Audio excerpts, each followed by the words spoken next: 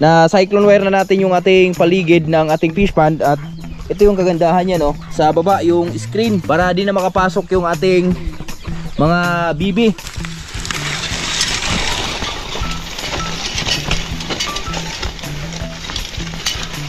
Ito na yung farm namin ngayon.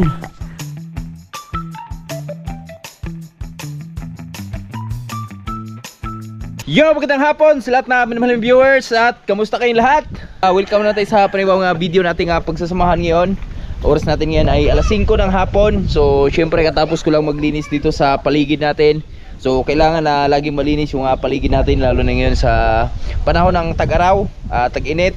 So di natin alam yung mga wild animals kasi katulad ng mga ahas, maglalabasan yan mga kaboards. Kaya panatilihin natin lagi malinis yung ating kapaligiran. So ayan na, oh. Sobrang linis na ng ating paligid mga kaboards.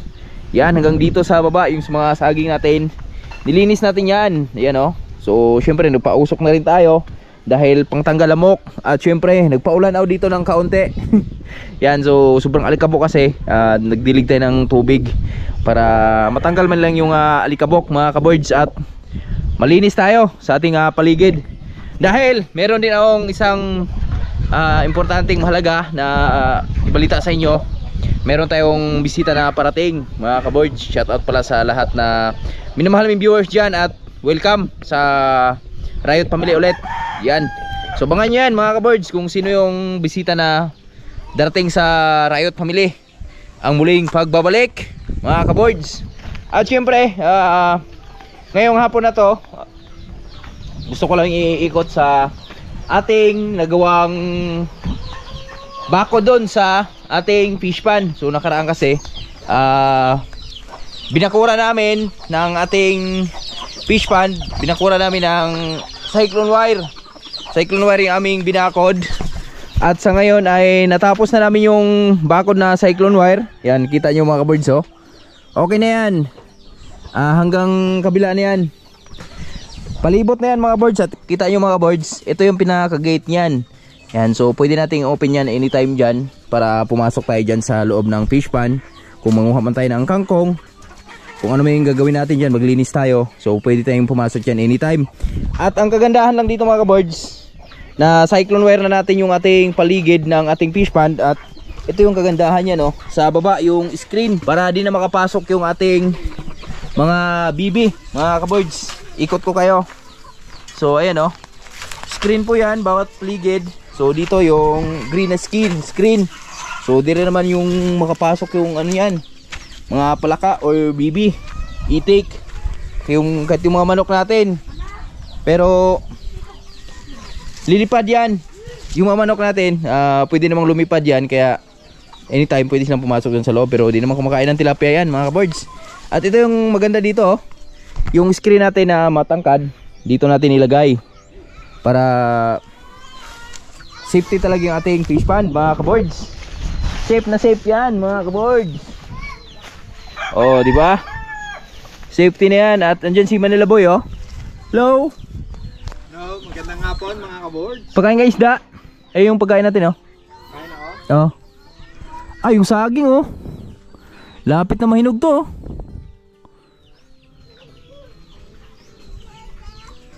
Yan. So nilalagyan ko lang yung tubig na fish pan natin mga boards tuwing gabi. Yung nilagyan natin ng tubig kasi sa umaga tanghali sobrang init po ng ating tubig dahil yung aming hose ay bilad po sa araw sa mga damuhan. Kaya babad sa araw, kaya sobrang init ng ating hose, kaya di siya pwedeng ilagay dito sa fish pan natin. So nilalagyan namin siya tuwing gabi yan, magdamag yan mga kaboards. Kaya kita nyo, yan yung pinaka ano yan, tubig pag gabi hanggang magdamag yan. Puno to pag nagdamag, tapos pagdating sa hapon ganito na yung tubig. Yan, as Manila Boy nagpapakain ng tilapia natin. Yan. Oh, di ba? Marami yan mga kaboards. Yung manok na palagi sa loob, oh, di na siya nakakapasok. Ano? May ano na eh. Ha? May screen na eh. Oo, may ano na yan, electric, ano na yan eh. Electric, anong tawag doon? Electric wire. Why? May kuryente yan pag ano. Ayang! Pagpasok sa ano. Dol! Papap Dol! Papap! Huwag ka na humawak ha, sa ano ha, sa iklo na. Huli ka eh. Nagdagan mo dito ek, isang ano ek, ganun. Nagdagan mo. Isa pa. Kulang sa nila. Diyan lang, sarap, banda. Sige, isa pa. Okay na yan. Yan oh, malakas na kumain yung mga yan eh, kasi marami na yan mga boards eh. Ayan mga boards, papakita ko sa inyo kung gaano nakalalaki yung ating tilapia dyan. Baka susunod na araw pag makaano tayo dyan, makapasok tayo dyan sa loob. At ito naman dito sa kabila, yan, maliliit po yan. Wala na tayong malalaki dyan kasi nilipat na namin dito lahat sa kabila. Meron ganyan no? Meron? May naiwan? Tatlo? Di pala nalipat lahat mga kaboards. Okay lang yan. At least, di na katulad nung apat na daliri ba? Kasi yung apat na daliri kasi nagbabalduga na. Yan, ang dami niyan mga kaboards oh. Kita nyo ba yung gumagalaw na mga tubig? Yan, mga tilapia po yan. Lapit natin konti. Mga kangkong natin kumapal na oh. Agawan sila oh. Agawan sila. Yan oh, ang dami oh. Yan yung iniiwasan ko mga boards, yung mga palaka na yan, yung itim na yan. So last na yan mga boards. Wala na tayong makikitang palakang makakapasok dyan dahil di nyo sila makakapasok basta-basta dito sa net natin. Yan, ang dami oh. Yan. Inaano ko nga yan eh, yung nininet ko. Oh, ninet mo? Good. Dito sa may kabila, ang dami. Siguro kalahati yun. Mawawala din yan pag ano, medyo malalaki na sila dito. At iwan lang muna natin si Malalboy dyan. At ito na yung mga itik natin mga boards oh. Hello! Saan kayo galing? Saan kayo nag-swimming?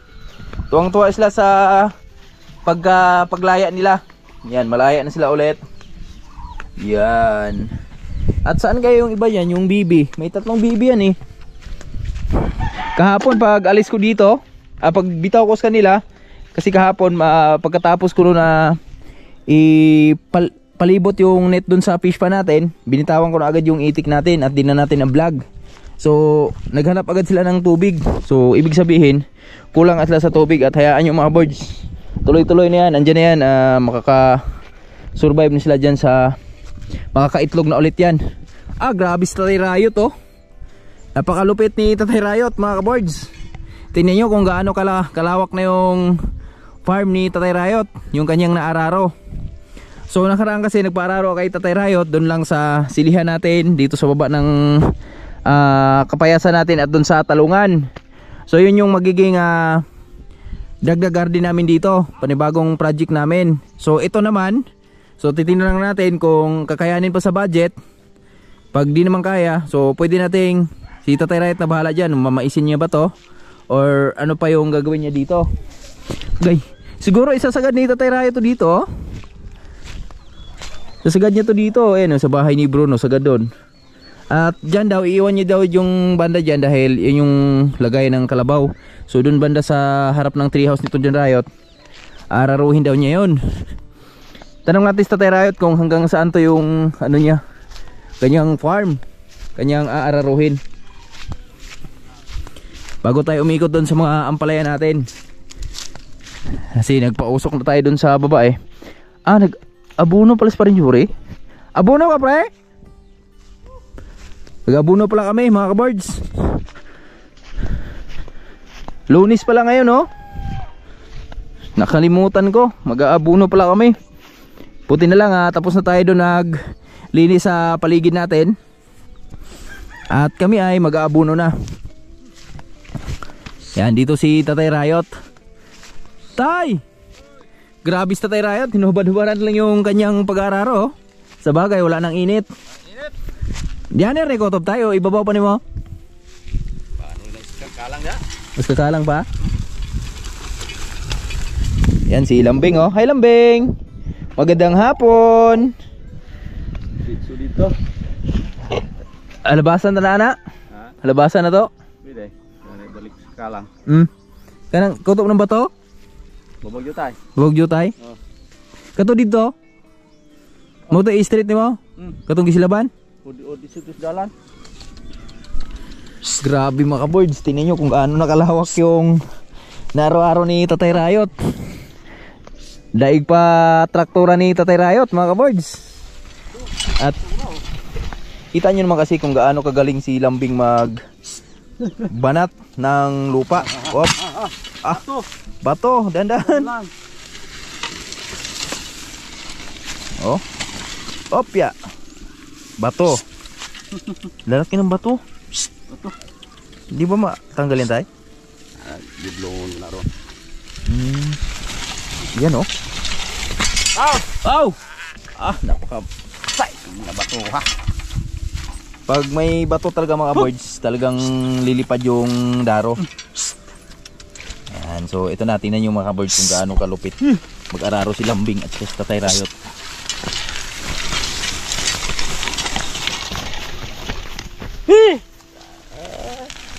Woohoo! Oh, balik op! Aw! Aw! Laki oh! Alika! Alika! To! Lumilipad, wait lang. Wait lang. Paano to bato?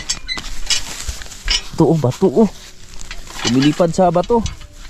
Dapat nito, ginigilid na. Ah. Bato na ni. Gagmay ba? Gagmay rin sa una no? Dagko naman. Tubo gede. May atras yan eh, si Lambing.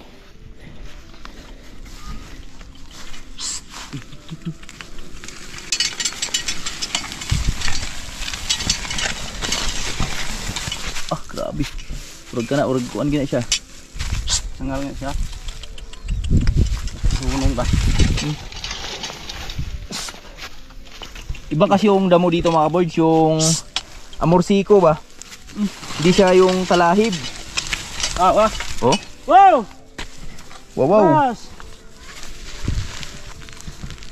Ah, ganda ng mais dito, tay.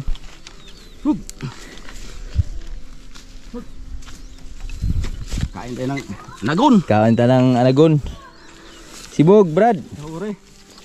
Tahuri, tsaka ano yung tatanim daw dito tayo dito, mais. Gulay nga hore. Gulay na tahuri. Yung kamag-anak ng munggo. Mga kaboards.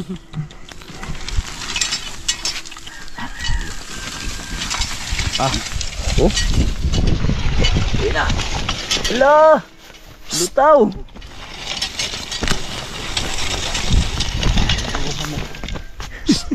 Kapaw ko noon.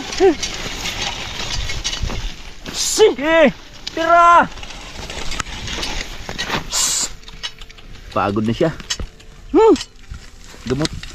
Oh.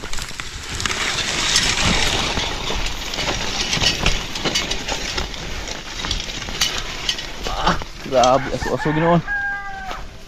Woo! Galing ni Lambing. Mga kaboards, walang katulad. Oh. Ah, wala na talaga yung papaya natin dito. Oh. Talagang ararong-araro na yung gilid. So dito yan, isasagad ni Tatay Rayot yan dito. So bukas, maga, tabasan natin ng damo dito mga kaboards. Yan. Hanggang dyan sa taas. May isang kalang pang natira sa Tatay Rayot. Mga kaboards, bago niya tapusin yung pinaka araro niya. So itong kalang na to, alam ko di matatapos ni Tatay Rayot ngayon dahil alas 5 na eh. Bukas na umaga siguro na to. Di matatapos to ni Tatay Rayot ngayon, pero unti bili nito mga boards, kunti yung matitira dito. Ayan na oh. So ang layo kasi. Ang haba kasi ng dulo-dulo. Kung mahaba may yung dun sa baba, mas mahaba yung dito mga kaboards. Kaya kita nyo naman oh, papasilip dito tayo sa dulo. Pasilip ko sa inyo kung gaano nakalawak yung nararo ni Tatay Rayot.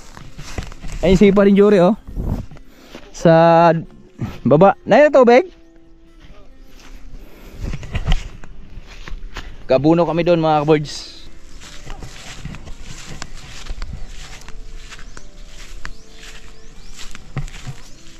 Ah, dumubari.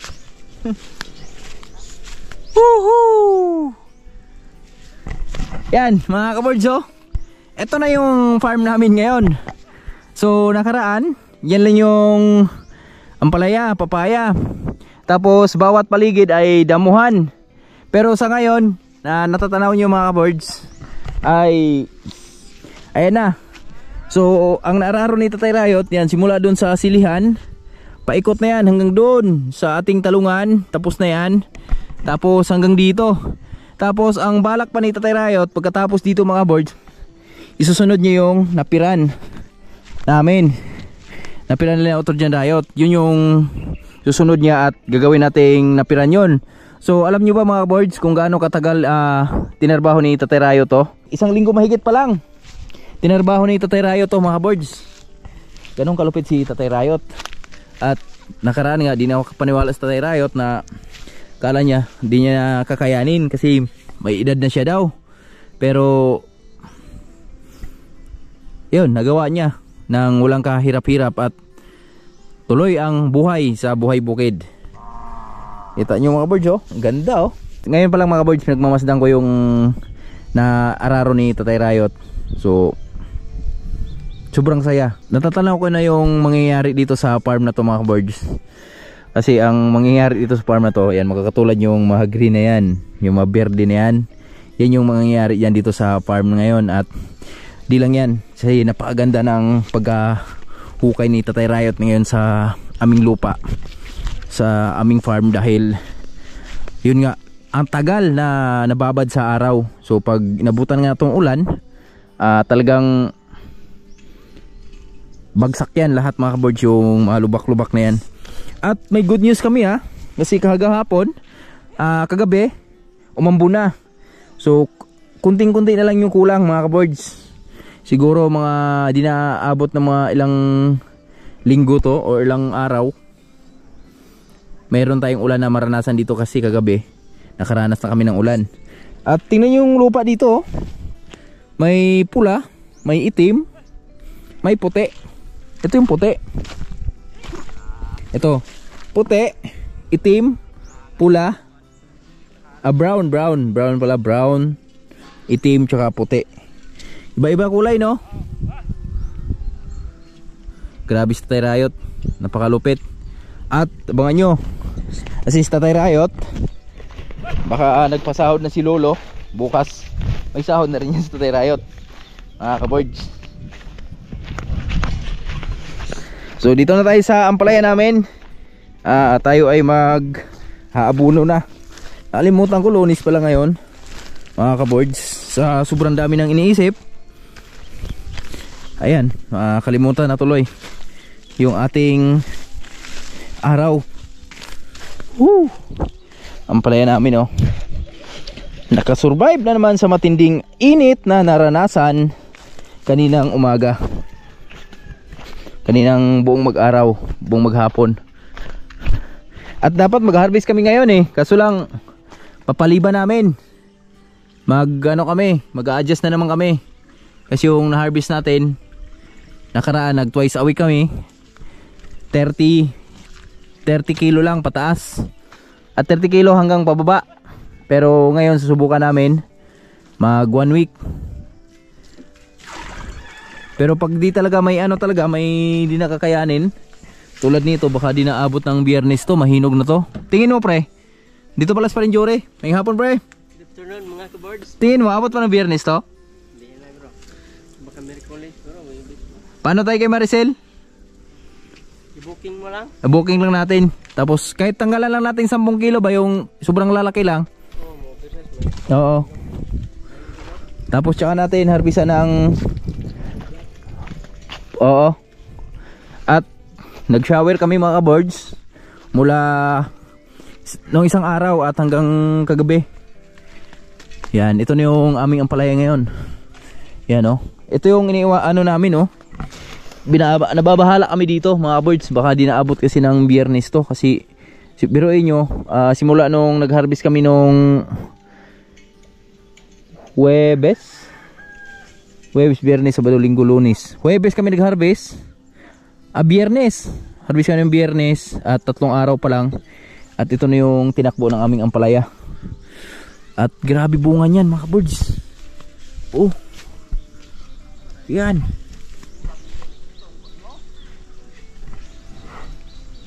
Oh. Dami yan. Wow. At ayun oh. Malaki, dalawa oh. At tingnan nyo dito oh. Ha? Taligsik na? Kagabi maambo na no? Kagabi mga birds, maambo na. Talagang nababasa na yung mga ano, yung yabok. Kung tawagin. Alikabok. Sabi ko nakaraan mga birds, pagdating ng Lunes, ito yung pinakamalaking ampalaya. So di nga tayo nagkamali. Hindi siya ang pinakamalaki. Meron pang mas malaki. Op. Tandahan. No? Dati hirap na hirap kaming abutin tong nylon mga kaboards. Pero ngayon, yan. Sumasabit na yung ulo namin. Si Paring Jory, talon ng talon pa dito dati. Pero ngayon, nakayuko na. Si pinabagsak na ng mga ampalaya. So naka 7 harvest na kami sa aming ampalaya. Abangan nyo sa mga sunod nating vlog mga birds. I-reveal ko yung magkano na kinita natin. At alam ko kunting-kunti na lang makakabawi na rin tayo sa ating puhunan dito sa ampalaya natin. Dahil sa ampalaya kasi namin hindi naman kami gumastos ng ganung kalaki. Dahil naka-mulching na nga tayo. Tapos may mga harog na.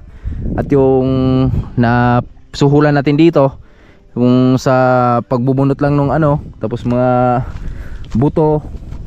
Abangan nyo na lang yan mga birds sa susunod na mga video natin. At ito na si Paring Jory oh. Marangkada na, nag-aabuno na. At yung abuno namin, ganun pa rin. May urea pa rin yan pre, wala na? Ha? Na urea to? To? Sa plastic? Susunod na lang. Oo. Ito na. Alternate. Nalaos mo na usa? Ito ba? Gaya mo ba? Hindi ko na bro. Pagpaan. Raya mag-ano? Nakarabaw rin na. And as pa rin Jory mga birds, nagdidilig na abuno. Tapos yung aming abuno ganun pa rin. Ang tinanggal lang urea, yara tsaka putas pa rin yung pinaghalo na may kasamang pagmamahal ni Paring Jory with love.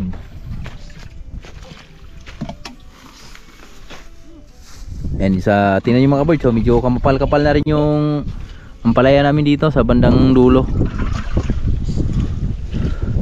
And lalo niyan pag nakagapang na yan dito sa mga taing oh.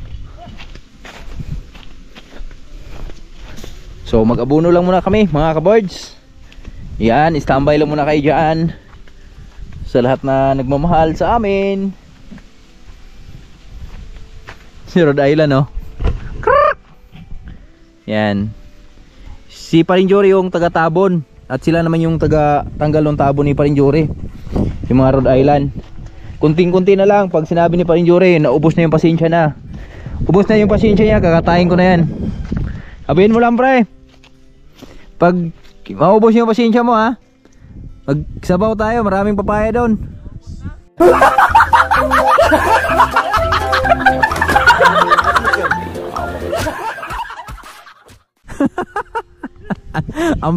Ang bilis naman.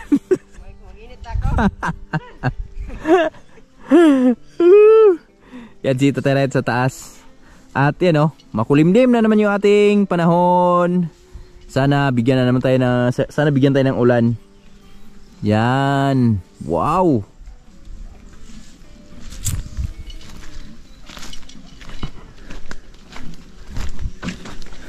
At ito yung susunod na araruhin ni Tatay Rayot. Malawak-lawak to mga kabards. Yan dyan si Julio.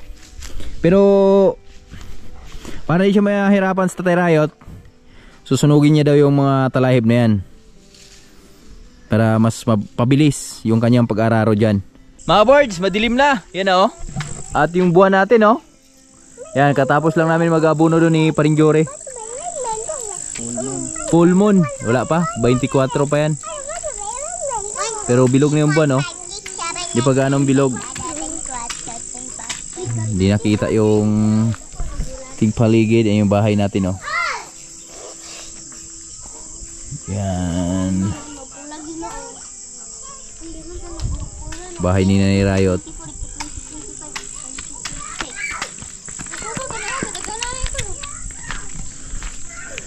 Maliwanag na dito mga birds, oh.